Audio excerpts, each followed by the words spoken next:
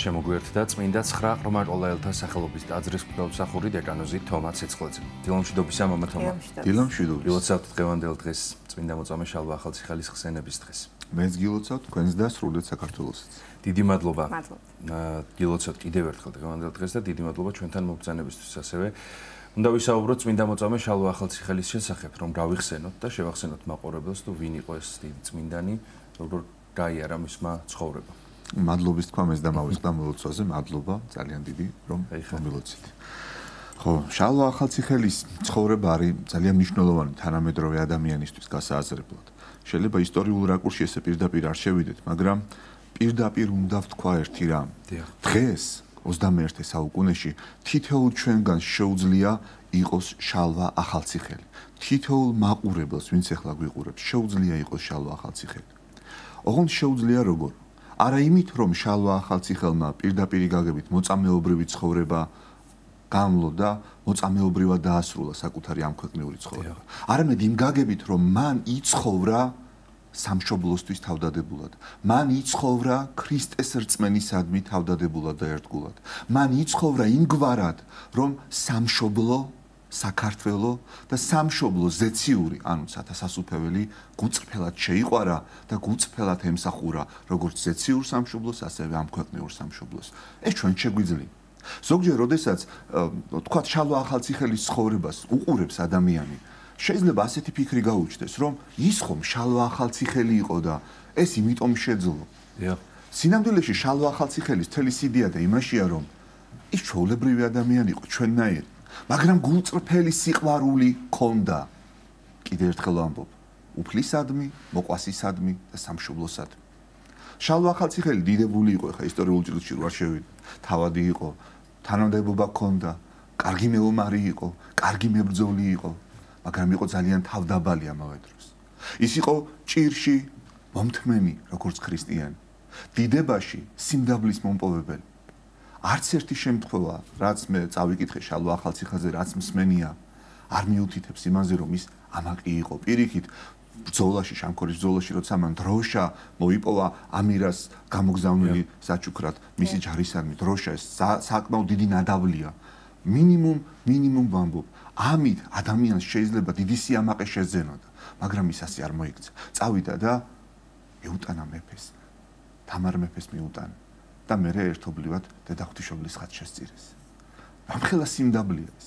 ამით არ გაამაყებულა. უბრალოდ შეიძლება ეხა დღეს გადმოსახედიდან, დღევანდელი გადმოსახედიდან რაღაცნაირად ჩვეულებრივ ამბად ჩანდეს. მაგრამ მოდი აბა შევადაროთ დღევანდელ ცხოვრებაში იგივე მოცემულობით ადამიანისთვის რა შეიძლება იქნას წარმატებად ჩათვლილი. რა შეიძლება იქნას? წარმოიდგინეთ დღევანდელ ცხოვრებაში ადამიანმა არ ვიცი, ძალიან დიდ წარმატებას მიაღწიოს, ვერც ვადარი. სამხედრო თვალსაზრისით არ ვამბობ, ემოციური თვალსაზრისით ვამბობ. და ის ამით რო არ გაამაყდეს. თავდაბლობის გარეშე შეუძლებელი.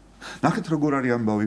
შალვა ახალციხელის ცხოვრებაში ისტორიულად მე ამას ვერ გავშლი, არ ვარ შესაბამისი ცოდნის მქონე და იმიტომ. მაგრამ ერთ რამეს ვიტყვი, როგორც ქრისტიანი სასულიერო პირი. შალვა ახალციხელის ცხოვრებაში მას ფონად, მის ყოველ ნაბის ფონად გასდევს თავდაბლობა. თუნდაც აი ბოლო პერიოდში, როდესაც შალვა ახალციხელი ტყვედ არის უკვე ჩავარდნილი და ადარბადაგანში მიწები აქვს აღებული, მიცემული უпростоრად ჯალალედინის მხრიდან და ფაქტიურად პატივშია აღყვანილი. და როდესაც მას ეუბნებიან, რომ შენ მოგცემთ უფრო დიდ პატივს, შენ მოგცემთ უფრო დიდ ძალაუფლებას, ბევრ ყმას, ბევრ მიწას, სიდიადეს, ოღონდ უარყავი რჯული ქრისტესი. შალვა ახალციხელის პასუხი რა არის? ვინც მე დამბადა იმ ღმერთს როგორ უარყო? ვინც სადა მიწა შექმნა, ვინც ყოვლიერება შექმნა, ის ღმერთი როგორ უარყო?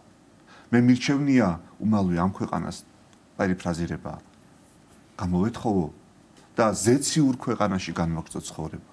ვიდრე ამ ქვეყანაში დიდებულად ვიცხოვრო და ზეცაში დავკარგო ჩემი სამშობლო და ღმერთთან მყოფობა. შალვა ახალციხელი ესეთი პიროვნება. მისთვის გულწრფელი სიყვარული ღვთისადმი, სამშობლოსადმი და მოყვასისადმი უბრალოდ თეორია კი არა, ცხოვრების ყოველდღიურობა. და ჩვენ რომ თქვი რომ შეგვიძლია თითოეულ ჩვენგანს დღესაც ვიყოთ შალვა ახალციხელებითკო და მისი ცხოვრების მიმბაძვალებითკო, ტყუილი კი არ ვთქვი, მართლა ესია. მე შემიძლია ეს, თქვენ შეგიძლიათ, ყველას შეუძლია, აბსოლუტურად ყველა ადამიანს შეუძლია გულწრფელად შეიყვაროს ღმერთი, გულწრფელად შეიყვაროს მოყვასი, გულწრფელად შეიყვაროს სამშობლო და ემსახუროს როგორც ღმერთს, ასევე მოყვას და ასევე სამშობლოს. ამით თავის თავსაც პატივს მიაგებს სინამდვილეში ადამიანი, მოყვასაც და ერთსაც. ესე. დიახ, აი დღევანდელობასთან გავავლით მამათომა პარალელი.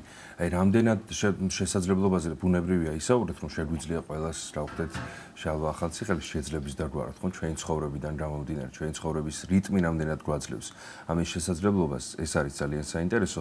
თავმდაბლობა, თავგანწირვა, ეს რამდენად ზის დღევანდელ თანამედროვე ადამიანში, რამდენად შეგვიძლია რომ ამაზე ვისაუბროთ. დაიცა.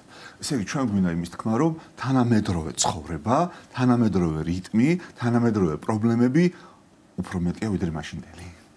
დამიჯერეთ რომ მაშინ ჯალალედინის პერიოდი ახლა წარმოიდგინეთ ანუ 100,000 მოწამე რომ მყავს ერში ის პერიოდია ეს რამე სხვა ეპოქა კი არა დიახ რა ხმლით ედგა ადამიანის თავზე ხმლით იდგნენ და ეუბნებოდნენ ან ქრისტიან სიცოცხლე და ადამიანებმა იცოდნენ რომ ნამდვილი სიცოცხლე ქრისტე იყო და ისინი სიცოცხლეს ირჩევდნენ. იმათ უკვირდათ კი, მაგრამ ესენი სიცოცხლეს რატო არ ირჩევენ? რატო ამბობენ რომ ჩვენ სიცოცხლე არ გვინდა? ესე ფიქრობდნენ ალბათ ისინი.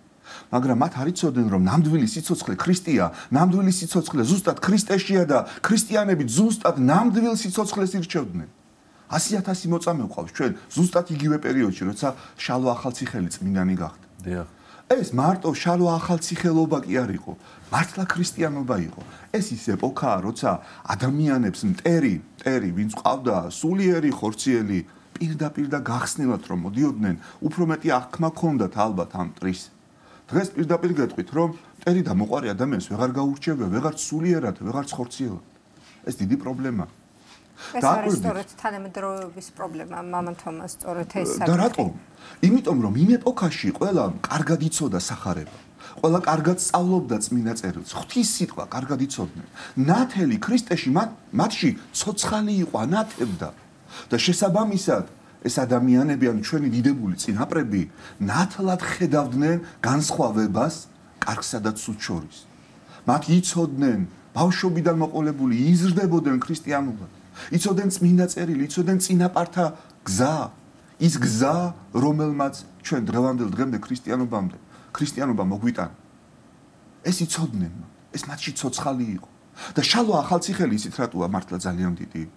იმიტომ რომ მას შეეძლო თავისი ამქვეყნიური კარიერა, როგორც თქვა წმინდა გიორგის, უმაღლეს მწვერვალამდე აეყვანა. მაგრამ მან ჭეშმარიტი ღირებულება აირჩია. ის აირჩია, რაც საუკუნოა. ის აირჩია, რაც მარადიულია. აი ბოლო მომენტში, როდესაც შალვა ახალციხელი გააშიშვლეს და სუმთლად შიშველს ათრევდნენ და ამგვარად აწამებდნენ, შალვა ახალციხელი საოცარ რაღაცას ეუბნება საკუთარ თავს. მოითმინე შალვა. შენ არათუ ამ ტანსაცმლისგან განიძარცვები, არამედ იმ ხორციისგანაც განიძარცვები, რომელიც შენ სულს ღმერთთან აშორებს რაღაც ესეთი ფრაზა.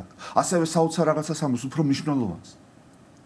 შენ შალვა, როგორც მხედარი, როგორც მეომარი, როგორც დიდებული, ამ ქვეყნიურ მეფეებს და ამ ქვეყნიურ ბატონებს ემსახურებოდი და მათთვის წირავდი თავს. და ახლა მოგეცა საშუალება, რომ ნამდვილ მეუფეს, ზეციურ მამას მოემსახურო შენი რწმენით, შენი ღვაწლით და არ შედრკე და მართლა არ შემდგარა. ძალიან ადვილი იყო ალბათ ეხანელი გადმოსახედიდან ამ ყველაფერში გაძლება, მაგრამ ესე არ არის.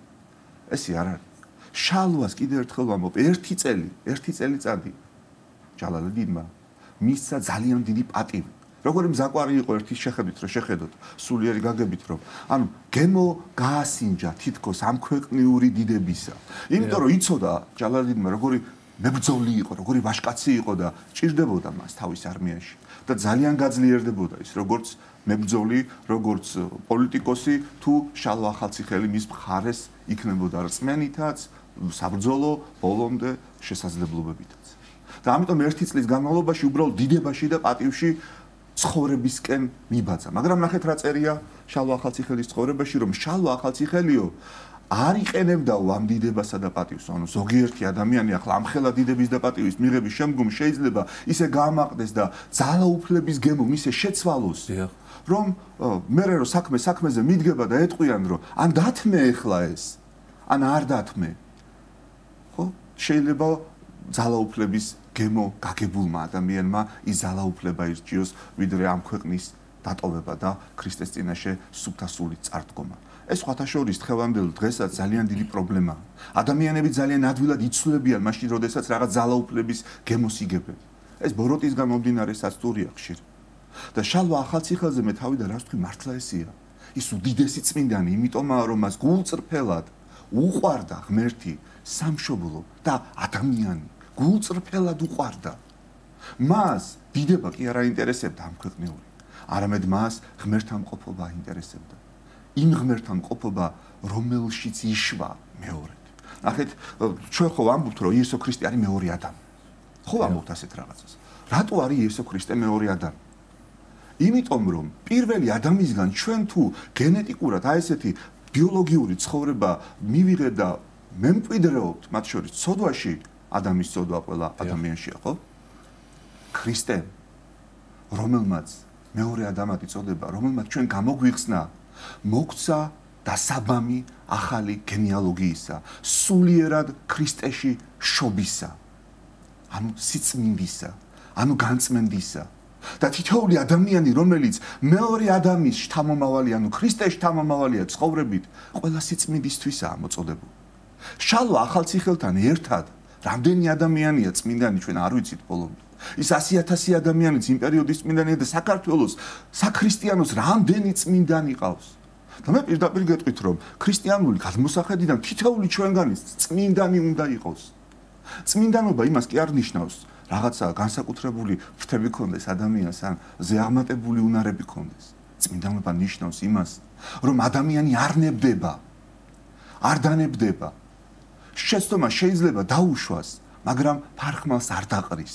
კვლავ განაგრძობს ღმერთისკენ სვლას, კვლავ განაგრძობს ღმერთთან ურთიერთობას სინანულით, თავდაბლობით და სიყვარულით. და ეს თითოეულმა ჩვენგანმა მართლა შეიძლება დღევანდელ ცხოვრებაში ჩვენს პრაქტიკად ვაქციოთ. ჩვენს ოჯახში ვიყოთ წმინდანები, ჩვენს უნივერსიტეტებში ვიყოთ წმინდანები, ჩვენ სამსახურებში ვიყოთ წმინდანები, მეგობრებთან ურთიერთობაში შეგვიძლია ვიყოთ წმინდანები. ჩვენ ყველგან შეგვიძლია წმინდანები ვიყოთ, სადაც ამას მოვინდომ. ოღონდ წმინდანობა კიდე ერთხელ ვამბობ, უშეცდომობას არ ნიშნავს. წმინდანობა ნიშნავს გულწრფელად შეყვარებას უფლისა, გულწრფელად შეყვარებას მოყვასისა, გულწრფელად შეყვარებას სამშობლოსი და ამგვარად თავდაბლად მერე სახურებითი ნაბიჯების გადადგმას უფლისადმი, მოყვასისადმი და სამშობლოსად. ეს იყო ქრისტეს გზა, ჩვენთვის ნასწავლები და ეს ქრისტეს გზა შალვა ახალციხელმა და იმ 100,000-მა მოწამემ და კიდე იმ უამრავმა ქართველმა ქრისტიანმა წმინდანმა თავისი ცხოვრებით დაადასტურა. და თუ მათ შეძლეს, თუ მათ გამოუვიდათ, ეს ჩვენ შეგვიძლია. ჩვენც გვაქვს იმის საშუალება, რომ წმინდანები ვიყოთ. ეს უფლის განათხოვნა არის, პირდაპირ მოთხოვნაა, გაიხსენეთ ძველ აღთქმაშიც, ახალ აღთქმაშიც. ლევიტელთა წიგნში წერია, მერე პეტრესთან წერია პირველ ეპისტოლეში, პირველი თავი თუ სწორად მახსოვს. წმინდანი იყავით თქვენ, რადგან მე წმინდა ვარ, ამბობს უფალი. ასევე ამბობს სხვაგან, სრულნი იყავით თქვენ, როგორც ზეციერი მამა, სრულყოფილი. და უფალმა განა ეს ტყილა გვითხრა? განა იმიტომ გვითხრა, რომ უბრალოდ აი ესე თქვა და დამთავრდა? არა. ეს იმიტომ გვითხრა, რომ მე თქვენ მაყურებელმა ეს გავიაზრო და ვთქვათ, რომ ჩვენ მოწოდებულნი ვართ სიწმინდისკენ. ნეტარებებში როგორ წერია? ნეტარი იყვნენ წმინდანი გულით რამით მათ ღმერთი იხილონ. სხვაგან ამბობს თუ არ ვწდები ებრაელთა ეპისტოლე არის, სადაც პავლე ამბობს, რომ ვინც არ იქნება წმინდანი გულით, ის ვერ იხილავს ღმერთს. ჩვენ ამისთვის ვართ შექმნილი. და წირვაზე რო ვართ, ლიტურგიაზე რო ვართ, ბოლო ნაწილში სანამ ზიარება დაიწყება, რა ხდება? მღვდელი როცა აღამაღლებს ტარიქს, რას ამბობს? წმინდა, წმინდად. ჩვენ ქრისტეს ვეზიარებით. ჩვენ უდიდეს სიწმინდეს ვეზიარებით და ამგვარად ჩვენ თავსაც გამიწმინდა. და ეს არასდროს არ უნდა დავივიწყოთ. უნდა მკაფიოდ გავაკეთოთ არჩევანი, როგორც ჩალვამ გააკეთა. შალვას შეეძლო არჩევანი გაეკეთებინა და სხვანაირი გზა იქნებოდა მე მისი ხვედრი. შალვას შეეძლო ამ ქვეყნიური გადმოსახედიდან ძალიან დიდი პატივისთვის მიიღწია, მაგრამ ეს მისთვის გამარჯვება კი არა, დამარცხება იქნებოდა. ნამდვილი გამარჯვება მხოლოდ ქრისტეშია. ნამდვილი გამარჯვება მხოლოდ მაშინ დგება ადამიანის ცხოვრებაში, როცა ჩვენ მთელი ჩვენი არსებით, მთელი ჩვენი შინაგანი სამყაროთი ისევე ავირჩევთ უფლის, სამშობლოს და მოყვასის სიყვარულსა და მსახურებას, როგორც ეს შალვა ახალციხელმა გააკეთა. ძალიან მნიშვნელოვანი მამთომა რაც არის თავდაპირველად ალბათ ის რომ თავიდანვე სწორად აღზარდოთ მომავალი თაობა ჩვენი შვილები და თქვენ რაც ბრძანეთ სწორად ხომ ის რომ ქვეყნის სიყვარული, სამშობლოს სიყვარული, უფლის სიყვარული, ენის პატივისცემა, ენის დაცვა, სამშობლოს მიწის ყველაფერი ეს რაც ჩვენთვის ღირებულია ხომ ეს ალბათ თავიდანვე საწყისშივე უნდა ჩაუდოთ ჩვენ შვილებს რომ შესაბამისად მე უკვე განავითარონ ეს თავიანთ თავში არ დაივიწყონ ის ისტორია თუ რის ხარჯზე ვართ დღეს მოსულები არ დავიწყოთ ჩვენი წინაპრები თუ როგორ ცხოვრობდნენ ისინი რის ფასად მოიტანეს დღევანდელობა ჩვენამდე ის სიმდიდრე რაც ჩვენ გაგვაჩნია ის რომ გვაქვს ქრისტიანები გვქვია დღევანდელ დღეს ის რომ მეტყველებთ ქართულად ის რომ ტაძრები არის ღია ის რომ წირვა ლოცვა ქართულად ტარდება იგალობება და ასე შემდეგ ეს ყველაფერი ერთი შეხედვით დღევანდელ დღეს შეიძლება ძალიან მარტივად ახსაქმელი იყოს რომ კი ალბათ ასეც უნდა გაეკეთებინათ მათ შეიძლება ვიღაცამ თქვას კიდევაც მაგრამ სწორედ ეს არის არჩევანი შეეძლოთ მათ რომ აერჩიათ ფუფუნება შეეძლოთ უარი არ ეთქვათ თავიანთ სიმდიდრეზე გაეგრძელებინათ ცხოვრება ძალიან კარგად ფუფუნებაში ჰქონოდათ პატივი და ასე შემდეგ ეს ყველაფერი მაგრამ არჩიეს ის რომ მომავალი თაობისთვის ეჩვენებინათ სწორი გზა რა არის და აღზრდილიყვნენ შესაბამისად. ალბათ საწყისი არის სწორედ აი ფესვებში და თუ ისტორია დაივიწყეს შესაბამისად ვერც მომავალს ვერ შექმნი და ვერც საწყო ვერ გაგრძელდება შესაბამისად. ასე. რას ურჩევთ მშობლებს? ერთადერთი მთავარი რამ რაც ჩვენ კარგად უნდა გავანალიზოთ არის ის რომ ცხოვრებაში არსებობს რაღაცები, მოდი მარტივად ვთქვათ რა, ფილოსოფიის გარეშე პირდაპირ. აი ახლა რომ ვიღაცამ გითხრას, რომ ან ეს გააკეთე, რაღაც კონკრეტული, ყველასა აქვს ესეთი ცხოვრებაში, რომ აი რაღაცაზე სიცოცხლის ფასადაც კი არ წავა. აი რო უთხრან, რომ ან ეს გააკეთე, ან მოკლავ და იტყვის, არა, მას არ გავაკეთებ, მომკალით თუ გინდა. ხო არსებობს ესეთი რაღაცები ჩვენ ცხოვრებაში. ხო არსებობს. აი ჩემთვის მაგალითად. ჩემთვის ესეთი რაღაცა არის ქრისტესთან ყოფობის უარყოფა. ქრისტიანისთვის მე ვისაც ვისწავლ ჩემს გარშემო რომ ისაუბრია მათთანაც მათთვისაც ეს არის თავი ანუ სხვა რაღაც შეიძლება თქვა გავაკეთოთ სიცოცხლის ფასი არ გადავიხადოთ ერთადერთი რაშიც თამამად გადავიხდი სიცოცხლის ფასი პირველი რაშიც თამამად გადავიხდი ჩემთვისაც ჩემი სამეგობროსთვისაც დარწმუნებული ვარ თქვენთვისაც ჩვენი მაყურებლისთვისაც არის რა ქრისტესთან ყოფობის უარყოფა აი ეს პრინციპი არის გადამწყვეტი ადამიანისთვის. ანუ რამდენად მზად ვარ მე ქრისტესთან ყოფობისთვის. რამდენად მეგობარი ვარ მისი, რამდენად ვიცნობ მას, რამდენად მინდა საერთოდ მასთან ყოფნა. ეს რამდენად ცოცხალია ჩემში, ესაა მთავარი. მარტო ცოდნა, ანუ ცოდნის ნაწილი გადამრჩენელი არ არის. აუცილებელია შინაგანი მიზანდასახულობა, ცოცხალი მიზანდასახულობა. ეშმაკმაც იცის ღმერთი, მაგრამ მიზანდასახული არ არის ღმერთთან ყოფობისთვის. ბევრმა ჭყალებში თეოლოგმაც შეიძლება იცოდეს ღმერთის შესახებ უფრო მეტი ვიდრე თქვათ ჩვენ. იმიტომ რომ ბევრი წიგნი წაიკითხა, ბევრი ისტორიული ცნობა აქვს, ბევრი განათლება მიიღო ჭყალებში ეს სიტყვაც ამ შემთხვევაში. მაგრამ თუ ღმერთის როგორც პიროვნებისადმი ტოლვა არ აქვს. თუ მისდამი სიყვარული არ აქვს, მისი ცოდნა ფუჭია. მისი ცოდნა უფასური. ძალიან კარგია, როდესაც ადამიანს ცოდნაც აქვს და ეს მიზანდასახულობაც, რომ ღმერთის წინაშე მართალი იყოს, ღმერთის მსგავსი გახდეს, წმინდა იყოს, ეს სურვილი თუ აქვს ადამიანს ძალიან კარგია, ცოდნა ამასთან ერთად. ამიტომ მე ესე ვიტყოდი მშობლებისთვის, ცოდნაც მისცენ საკუთარ შვილებს და პრაქტიკული მაგალითიც თუ როგორი მიზანდასახულობით უნდა იცხოვროს ადამიანმა ცხოვრებაში. რა უფრო ფასეული უნდა იყოს შვილისთვის. შვილი ამას იცით როდის ნახავს? როცა მშობელს შეხედავს და მშობლის გადაწყვეტილებებს დააკვირდება და მშობლის გადაწყვეტილებებში ამოიკითხავს. შეიძლება ხშირად ჩვენ შვილებს სიტყვით რაღაცას ვეუბნებით, მაგრამ ეს იმდენად შედეგობრივი არ არის, რამდენადაც ჩვენი პრაქტიკული ცხოვრება.